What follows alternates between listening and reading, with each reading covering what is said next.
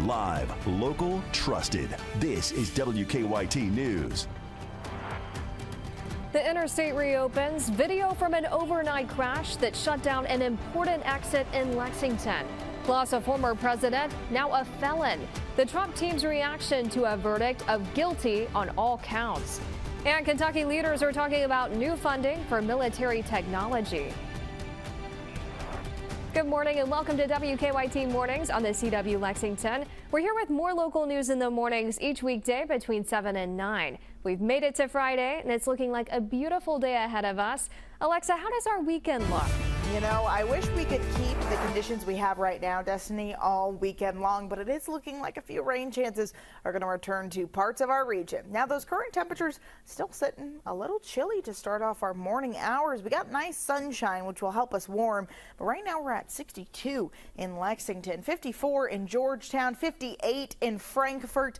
Again, those temps are going to continue to climb all day long, but we are setting ourselves up for a little bit of active rainfall coming our way on our Saturday. Now, I know, folks, we got tons of events set up for this weekend, so we kind of want the rain to stay out of our way. And the good news is it's not a washout. In fact, most of our Saturday is going to be mainly dry. It's going to be later in the afternoon, evening hours where this line of moisture finally catches up with the Commonwealth and puts down a few scattered showers throughout parts of our Saturday evening. But again, that's not going to be till later on your Saturday. And then Sunday, we start off the day with some rain chances, but things clear out by the evening. So it's a little bit of flip-flop for our forecast from Saturday into Sunday. But like I said, a lot of people are coming into town for a lot of different things. Let's get a look at First Alert traffic with India, see how busy those roads are. Well, they're extremely busy already. So not only are we dealing with the rush hour, but we're also dealing with, just like Alexa said and Lucy Bryson will tell you later, a lot of traffic heading into Lexington.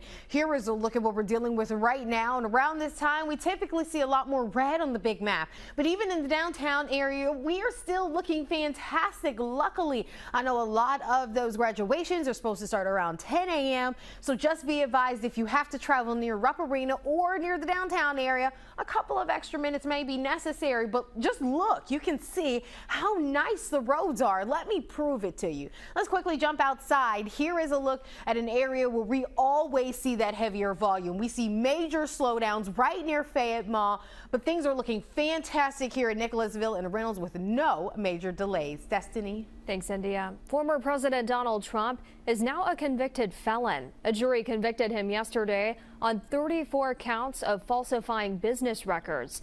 Prosecutors say he covered up hush money payments sent to an adult film star over an alleged affair. Hours after the verdict, Trump attended a campaign fundraiser.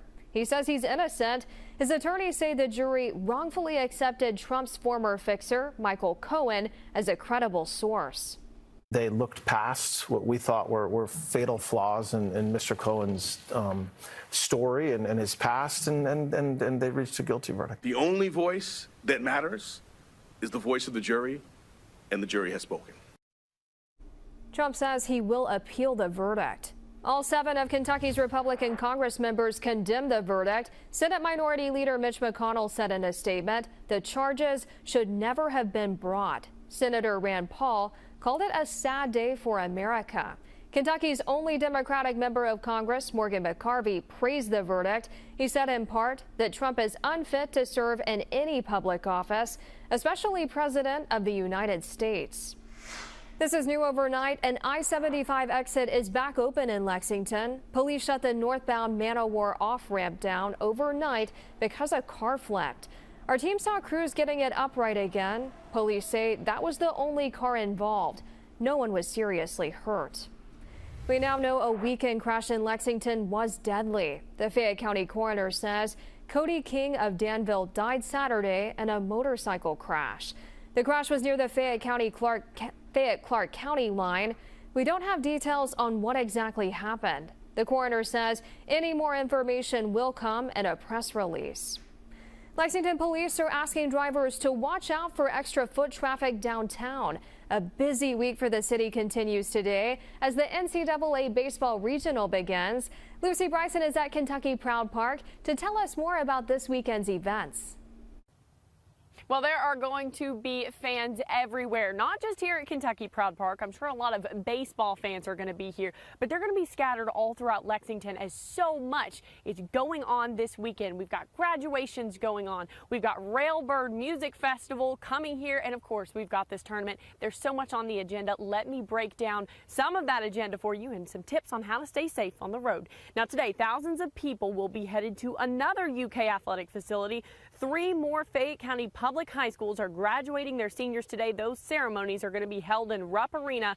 Tomorrow and Sunday, music lovers will be in town for the Railbird Festival, and the regional baseball tournament beginning today could go all the way until Monday. There's expected to be extra interest in the games today because the Cats are the number 2 overall seed. That's the highest postseason ranking in program history. This is just the 4th time UK baseball has hosted a regional. UK plays Western Michigan today at noon. Now, when I come back next time, we're going to speak a little bit more about some safety tips. We've been talking to some police officers with Lexington Police who are going to give us some tips on how to stay alert and aware. For now, in Lexington, I'm Lucy Bryson, WKYT. Thanks, Lucy. Time now is 8:06. Power outage conditions have greatly improved over the past day. Currently, about 2,000 customers are still in the dark. Most of those are in southwestern Kentucky. At its peak, that number was close to 215,000. Governor Beshear is remembering the people who died after Sunday's storms. The National Weather Service has confirmed at least 6 tornadoes, including one in Corbin. Beshear saw some of the damage firsthand. The governor took a moment to thank all of the crews and volunteers working to pick up the pieces. Like after all severe weather events, we saw a lot of great people out there doing everything they can to help our people. And like after all of them, we make the same promise that we will get everyone back up on their feet and that we will rebuild. The governor says the state will help raise funds to cover funeral costs for those who died. The Kentucky Distillers Association has already offered $10,000 to help pay for the first funeral. Kentucky leaders are talking about new funding for military technology.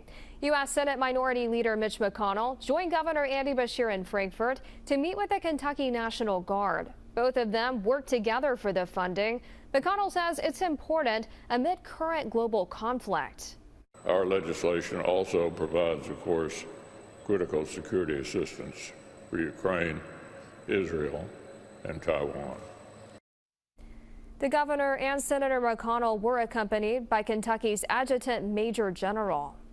12 counties have been randomly selected for post-election audits. Those counties are Bell, Caldwell, Campbell, Carlisle, Graves, Hancock, Henry, Knott, Montgomery, Pulaski, Taylor, and Trigg counties. The audit is required by Kentucky law. Kentucky's election fraud hotline received 98 calls during the primary. The Richmond City Commission has voted against a regional industrial development project. The $500,000 project was a joint venture. It involved Georgetown and Scott County, Fayette County, Richmond, Berea, and Madison County. The Richmond Register reports the site selected was in Scott County, and Richmond leaders have decided to keep the money for a local site. Athletes are preparing for this year's Special Olympic Summer Games at Eastern Kentucky University. The Kentucky Law Enforcement Torch Run made its way through Louisville yesterday. The torch will be passed from Shepherdsville to Frankfort, then to EKU for the games. Opening ceremonies for the Special Olympic Summer Games are set for 6 to 9. Alexa, are they going to have good weather out there for those games? Well, it's looking like at least the first part of our Saturday are going to be okay, and at least our Friday is going to be looking great. It's not until later in your day on Saturday are we expecting some of those rain showers to start to return. But hey, I mean, what a beautiful start to our day. Downtown Lexington, it just looks wonderful. I mean, we got lots of sunshine. Temps sitting a little chilly for our morning hours, but it's going to warm up thanks to all that sunshine pretty consistently throughout our day.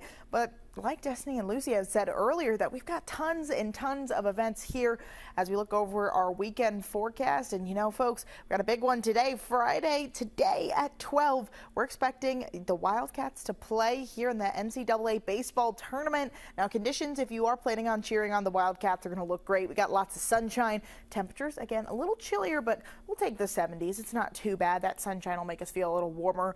Now, your Railbird forecast for the weekend is going to look a little different as we're tracking those rain showers start to return. So enjoy the sunshine today. I'll give you a full forecast breakdown of that weekend to come, though, here in a few more moments. Destiny. Thanks, Alexa. Coming up on WKYT News, racism in court. The text message that could get a Kentucky prosecutor in trouble. Live, local, trusted. Follow WKYT.